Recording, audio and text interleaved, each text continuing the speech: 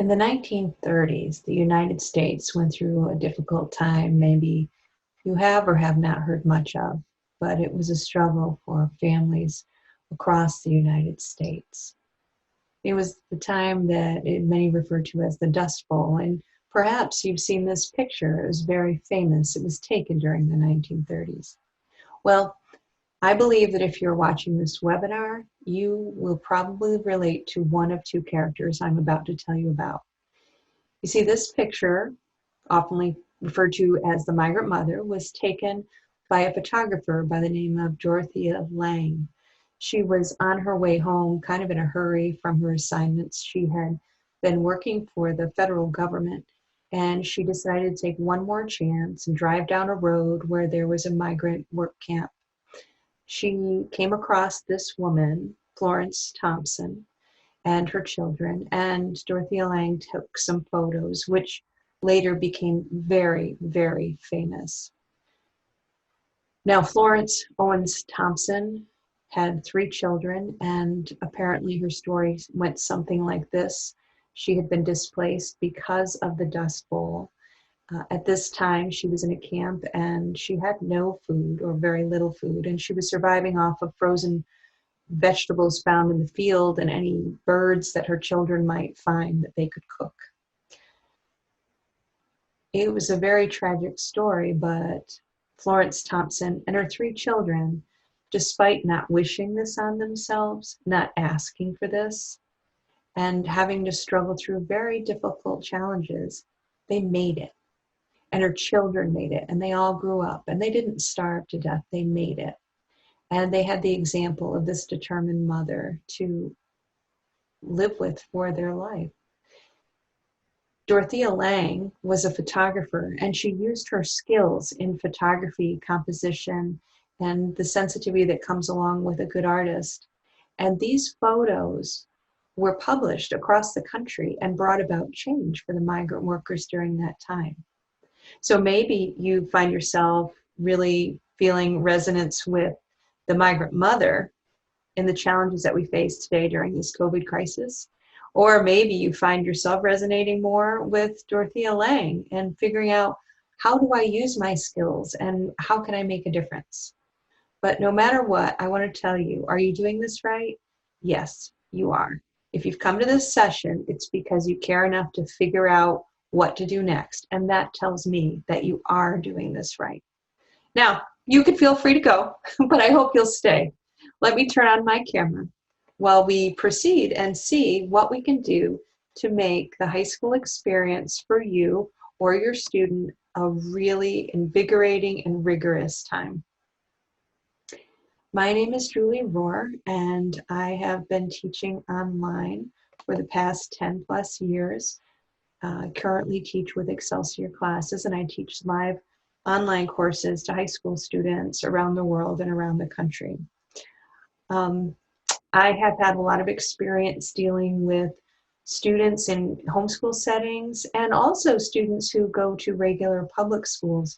I've worked with them to develop an arts path, but also to look ahead at what is the process for getting into college. So I hope that the information that I share today will be really useful for you. During our session, we're going to answer some of your concerns, kind of the top concerns that I hear from parents. And also, we are going to talk about some high school planning specifics, and we're going to talk about how to get to college. So there's a lot to cover. I'm going to try to do this in the next 30 minutes, and if it seems like a lot, don't worry. What I'm going to do is have some resources that are available to you that will be a rundown of our top 10 tips. It will be a planning sheet and some other information. So if you just want to listen to our session right now, that's great. If you want to jot down any questions you might have, if I don't answer them during this session, you're free to ask them at the end during our Q&A or to email me at any time. So without further ado, let's go forward. Oh, and of course, there's our resources, so you know they're coming. Okay, now as an art teacher and a mentor and working with students, I often hear a lot of the same questions that come up, and they're legitimate questions. And I intend to kind of answer these as we cover our subject today, But I want you to know that you are not alone in this. For those of you who have been sort of thrown overboard and are trying to sink or swim right now with the new situation with COVID and looking at schools for the fall, this was probably never part of your plan. But I want you to know that you are actually in the best place you could be for parents of creative art students, because one, you are showing, as by example, you're willing to do things that you need to do to get the job done, and you're willing to take creative opportunities that present themselves. And that is exactly the kind of student that you want to have. And that's exactly the kind of student that the world needs to move forward. Creative, hardworking, committed students. So congratulations. I really respect that you have decided to just give this your all, and I know you'll do well. Now, let me answer the number one question that a lot of times parents don't ask, but I know you wonder about. Am I right? Am I right? Do you ever worry about this? Oh, my creative student, are they ever going to just get a job besides being a barista?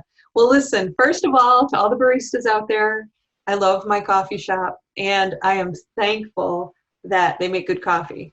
But I know that a lot of parents fear that their child might become the starving artist and wind up working in a coffee shop the rest of their life. That is not the case. As you realize, throughout our culture, there are absolutely about 1 million things that creative and visual art focused people are doing. Your child will have a job. They will have the opportunity to have a job. If they work hard and they meet people and they try new things, they will eventually find their way. So be encouraged in that. Now, here's a whole bunch of artists who are homeschooled. Maybe you've heard of them, maybe you haven't, but they're worth checking out. I love art history, so I had to kind of push some of that in there just for, even just to look at nice pictures. But you might say, well, these are a bunch of old fogies. This is from history. This is the long ago when, homeschooling was pretty normal. Yes and no, but I wanted to encourage you. I have another list, and I will give you this list at the end in our resources. But here's just a small list of the things that visual art students can and do when they go through high school and college often, and then on to career fields. So please be encouraged. I mean, maybe you look at that list and immediately tattoo artist jumps out. Well, maybe that's what your child might do, but they might also become a cosmetic dentist or a city planner or a pastry chef. So you don't know, but this is an exciting list of things that I have known many visual art students and have gone on to exciting careers like this. So that is a wonderful thing. So let's just blow that out of the way and let's look at the top 10 steps that you can take right now, whether it's just during this 1 year of COVID-related sort of timeout with homeschooling, or that you can take throughout the whole high school career of your student. First, create a rigorous schedule. Now again, remember, I will give you resources. So if you just want to listen or even doodle while we're talking, feel free. I don't get offended. And if you're driving, great. Just listen in, okay?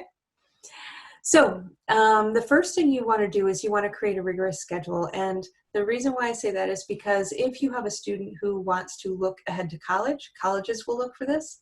And even if you don't have a student who wants to look to college, creating a rigorous schedule, both academically and artistically, will push and grow your student in ways that they never expected. And so I would encourage this for anybody, no matter what their future plans are. What you need to avoid is sort of the haphazard, oh, we did this and we did that, and we have all these little, pop-up opportunities. That's good, but you also should have a plan. It's not sort of whatever happens.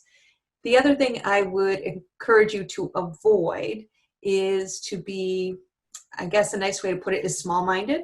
I've met many families with students who are artistically minded, and unfortunately, because of different values they may hold or different stances that they take on things, that kind of limits what their student is exposed to. And while I do understand that things like modesty and violence and different topics that are really challenging for parents and students to walk through, creating a rigorous schedule and exposing your kids to some new ideas during high school is a great time to do it, because that's the time that families can have conversations about those topics rather than waiting for a student to go off to college and be hit with all these new ideas and then just like blown away and really knocked off their foundation. So I will encourage you to do that. Now, what you're going to aim to cover are general art courses, at least one or two, that cover the basics, things like the elements and principles of design, or an introduction to drawing, or things like that. That's kind of like a grammar course, a beginner grammar course, or a beginner composition course for English. Elements and principles of design, it's kind of a vocabulary similar to how we might learn nouns and verbs. So if you're looking for a curriculum or a class or opportunities, look for something general first if you're at the beginnings of high school. And then as you go on, you're going to look for specialized, more focused topics and a little art history thrown in. When I say focused topics, I mean that they might either focus on a particular medium, like maybe one class on watercolor painting, or they might focus on a particular career field, like maybe a course or a book or a series, a video series on architecture. So if you can give your kids both a general understanding or a general experience with art and a more focused opportunity, that helps them to start to work through what they might be interested in. And again, additionally, throwing in some art history in there really helps them to understand where our art started and where it's going and kind of what influences have been around and what we see today. So that is a great way to do it. Now, what does that look like practically? Well, let's take a look at that. So a rigorous high school curriculum, according to colleges, would look something like this. And as I go through it, I want you to also notice that 1 credit hour of work, where you see 4 credits, 3 to 4, is usually 120 to 180 hours of work, which sounds like a lot.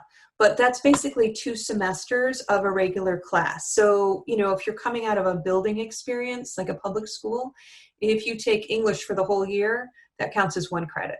So it's pretty easy to figure that out. It's not complicated. So you're going to need, 4 years of English over the course of high school, 3 to 4 years of math, 3 to 4 years of science, 3 to 4 years of history, social studies, it might include government, 2 years of a foreign language, at least. Either, you could do it 9th and 10th or 11th, 12th, or you could do more than 2 years.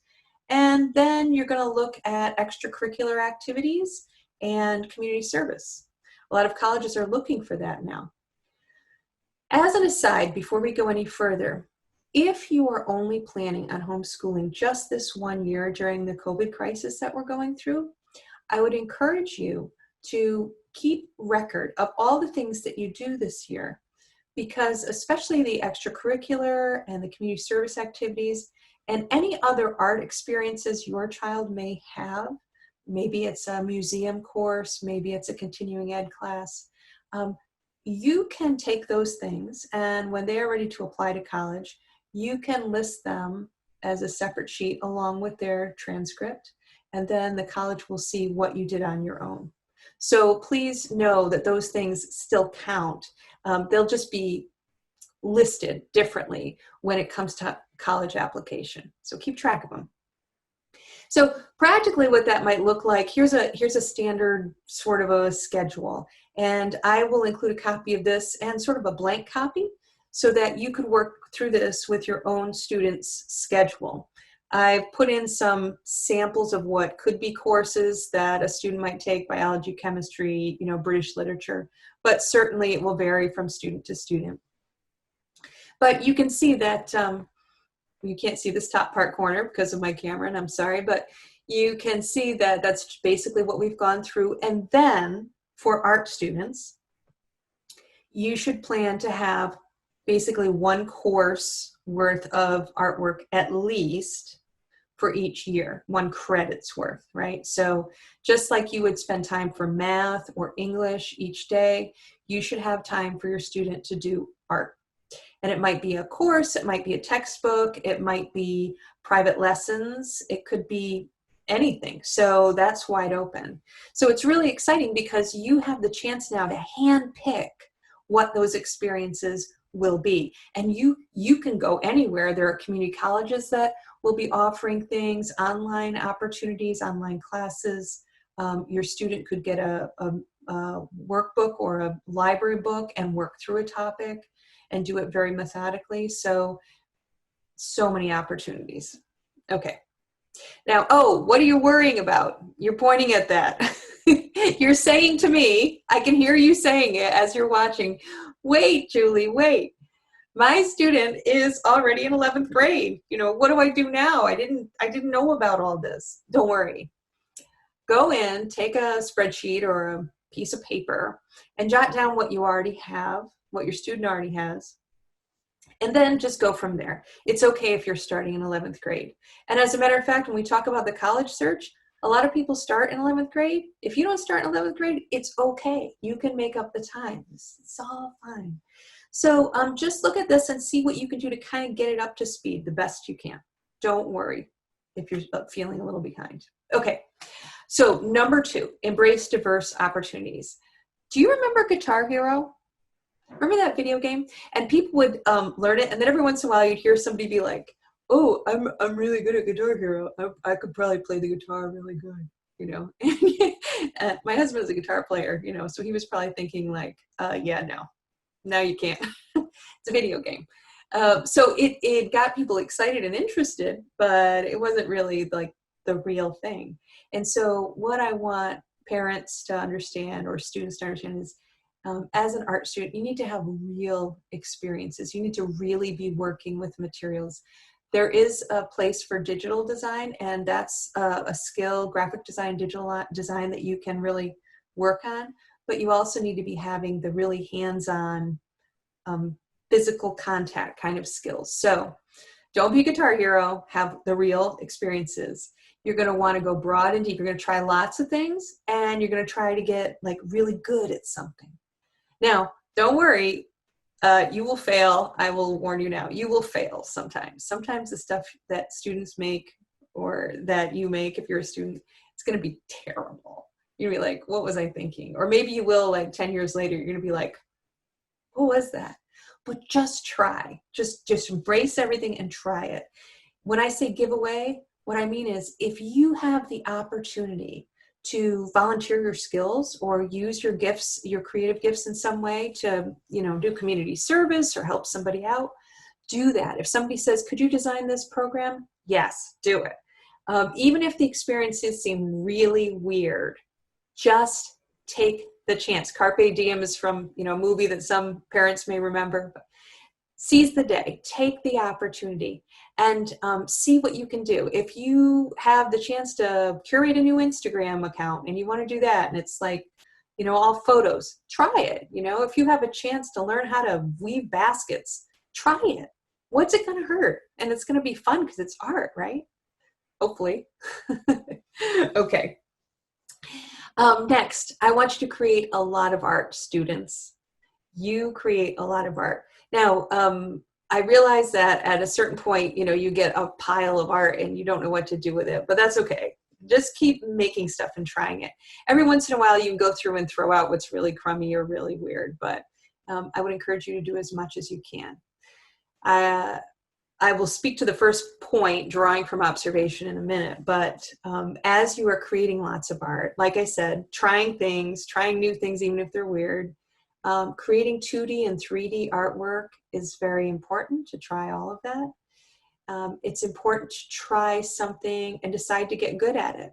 So if you're interested in, I don't know, if you're interested in fashion design, maybe it's worth it to spend a lot of time working on that. Or if you're interested in oil painting, it's worth it to take a semester maybe and devote all your time to just building up your skills in that. Now, let me go back. I have the last 2 points that I want to mention. Drawing from observation. This is so important. Draw from direct, real-life observation. Okay, I'm going to say it again. Draw from direct, real-life observation. What do I mean by that? I mean, get your sketchbook. Students, get your sketchbook, your piece of paper. You need to be drawing things that are not photos. You need to be drawing things, physical things that you see. If it is the things on your desk, if it's your mom, if it's your pencil, if it's your neighborhood, if it's your car, whatever it is. Because having the skill of drawing from observation there's a whole bunch of parts to that. If you have that skill, you can learn to do it in any medium. You can learn to do it digitally or in oil paint or whatever. If you don't have that skill, then you're always going to be relying on weak tools that you have. You won't have a strong foundation. So that alone, if you just did that, would put you high and far above a lot of actual students who are applying to colleges. So draw from observation, and along with that, when you're drawing people, draw people from observation. I don't mean cartoon version them. Don't mean manga version them. I mean draw what they actually look like. It's hard at first, but you don't get better at something until you do it a lot.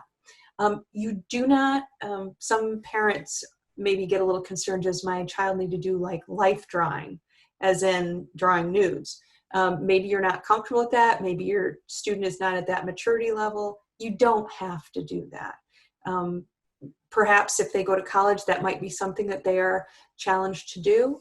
But during high school, certainly drawing any human person, even with clothes on, is a great exercise in observation, hand-eye coordination, composition, shading, all kinds of things. So I could go on about that, but I will stop now. Finally, creating original pieces is important. Everybody has created a picture of a close-up of an eye. Don't do it. It's like a cliche. So what you or your student should be doing is trying new things and maybe crazy things, maybe really different things. Sometimes they'll be a flop, but other times they'll be really interesting. So I challenge students to create original pieces, original ideas, not to copy. Fan art is great, but don't waste your time doing a ton of that and never trying something original. Because all the students that I've met that are art students, they have so much that they're thinking about. Even right now during the COVID crisis, people have so many important thoughts on their mind that it's more important that they express those visually than to copy something that's already been done. So take a chance and do it. What's the worst that can happen? It's terrible and you throw it away? So what? Okay, we need to move forward. Work with a mentor. In the middle is a picture by Michelangelo. It was, obviously you've seen that before, and he was sort of the first one that people looked at and said, oh, artists, they're gifted from heaven. It's just like natural, and they just come up with these things. He kind of brought that about in many ways.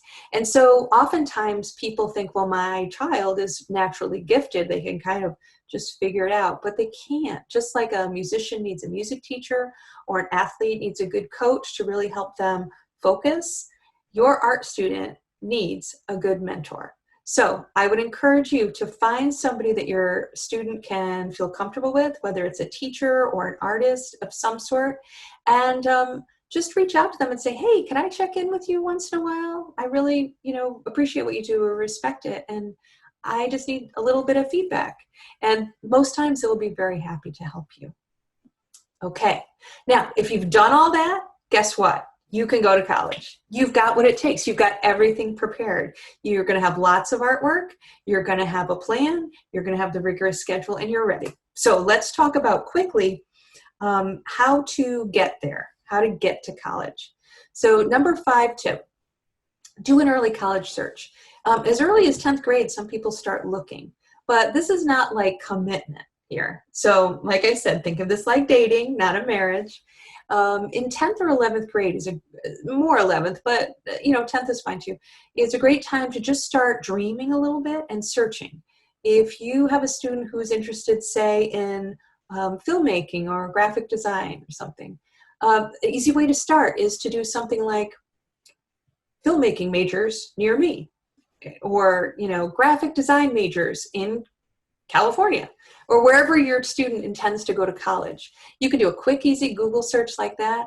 I will list, there's going to be a list of resources at the end of this presentation, and one of them is to a site called the College Board. It is a wonderful resource, and they have all kinds of things, filters that you can put on to search for colleges. So you could develop a list of like 10 or 15 colleges that just sound kind of interesting to you. Do that. Check out their website. See what really resonates with you. And as you filter through all those, you'll find some that you're really interested in. And those are the ones that you can really pursue with visits and contact and such like that. So by the time you're ready to apply, you're probably going to apply to 3 to 5 of those schools. But start now and think about what matters to you and enjoy the journey. Next, keep track of deadlines. I only mention this one because art students like myself, sometimes it's like corralling kittens, you know? We're kind of like here and there. So make sure that you start to keep a list of important deadlines that you might notice on those college searches, because there may be early submissions they want, or portfolio submissions by certain dates. So you just want to have one place to keep track of that. Easy. Okay, number 7, portfolio requirements. Many competitive visual arts programs will ask students to submit a student portfolio of their work. And there are various different platforms that they will use to do that. Some will be digital. Mostly now they will be digital. Some may be in person. And those specifics they'll talk about on their sites. But basically, the colleges will be looking for 10 to 20 pieces of your best work that are photographed well and really represent both the breadth of your experience and the depth of your experience. This is something, parents, that you will be helping students to put together. This is something that is a process. It's not something that you cram together in one weekend. And I have more in some of the resources that I have available at the end. But basically, this is kind of like your visual resume. And so that is something that you will be able to put together, because all during your high school years, you're creating lots of art. So the colleges, competitive visual arts colleges, will probably ask you for that.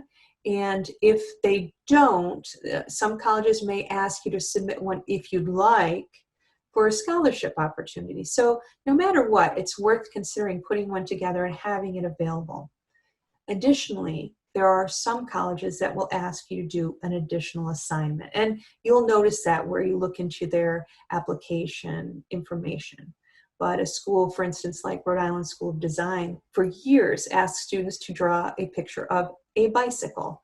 Now, if you Google search RISD, R-I-S-D, bicycles, you will see the amazing array of bicycles that have been submitted over the years, and they are incredibly creative. So keep an eye out for those things, and your school will be sure to explain what they need. Follow their explanations. Don't make it up yourself. If you're not sure what kind of competition you're up against, look for samples. Say you're interested in going to a school like CalArts for animation. Well, big name schools can oftentimes, you can go on YouTube and find students who have applied to those schools. And basically you can do a search, something like accepted portfolios for CalArts or rejected portfolios for CalArts. And you can see people walk through their actual portfolio, so you get an idea of the caliber of students who are applying to these programs. Don't be disheartened by it. Just realize that there is a certain profile that each college knows will be the most successful at their program. So if you do that, you can see, like, is that kind of where I'm at, or maybe not? And that might help you along your way. Okay. This one, during COVID, might be a little tricky, but I want to tell it to you anyways. Attend a portfolio day. A portfolio day is often offered by a college or university itself, or there are national portfolio days that are kind of like college fairs, where several schools will come to one place. What they do is they offer art students the opportunity to bring samples of their work. Then they can be examined by representatives of colleges and universities who give a critique of what the student has brought. It is a little bit challenging because you're there with a lot of other really good art students, and sometimes you can feel a little intimidated, but don't. This is a great opportunity. The representatives will look at your work and they will tell you what you are doing well in and areas that you might have weaknesses in. Don't take it personally. The reason why they tell you that is because those are the areas that need to be firmed up, and you have time to do that. So if they say, you need to work on your realistic drawing skills or your drawing from observation, don't be offended. Just go home and do it. And if you do that, then you go back to that school, you've got everything they're looking for.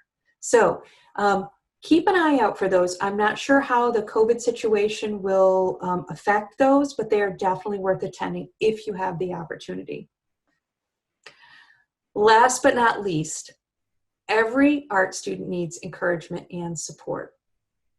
Parents, if your student was an athlete, you would take them to practices, get them the stuff that they needed to play their sport, and maybe get them extra help, and you would be patient with them, and you would maybe buy extra meat in the house when they're starving for it, or you do whatever you have to do, right?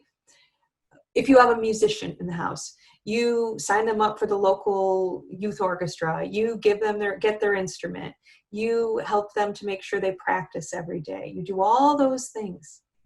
An art student is no different. They need time to practice their skills every day, and they need the opportunity to invest those skills in bigger venues. So, as parents, I want to encourage you to please look for those opportunities and give your kids the time they need. The academics are important, but just as important are their artistic focused classes.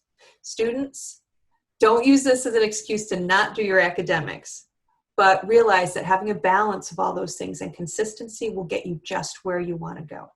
Okay? So that wraps up our 10 top hints of what you can do to have a good, solid high school. If you're only doing this for 1 year, just work on this year. That's all. Do your best for this 1 year. And then when you go back, you're going to be in a good place to go back. Keep track of those. You can list them on your high school application. So what I have for you all, and I thank you all for joining me and sticking with me this far, is I have printable samples of blank and sample high school schedule, the list of possible careers that I threw up there so quickly. I have some online resources that you can check out that are enormously helpful. And I will also include a 10-step checklist, which goes through the points that we've talked about with a few details in there. And finally, my contact information. Right now I teach classes at Excelsior Classes, so if I can ever be of assistance to your family in offering those, happy to help. Just contact me there.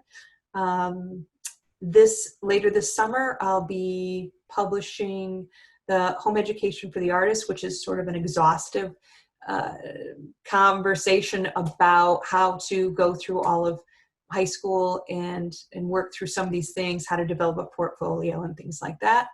And a lot of the material we covered today was from the other resource that you see there. So I think we've done a lot. I hope this session was very useful for you, and I appreciate your time so much. I believe that you as a parent or you as a student are going to be very successful, and you'll probably be more successful going through this year than students who have gone through it easily and not had to worry about a thing, because you're going to be really intentional about it and you have a lot to say.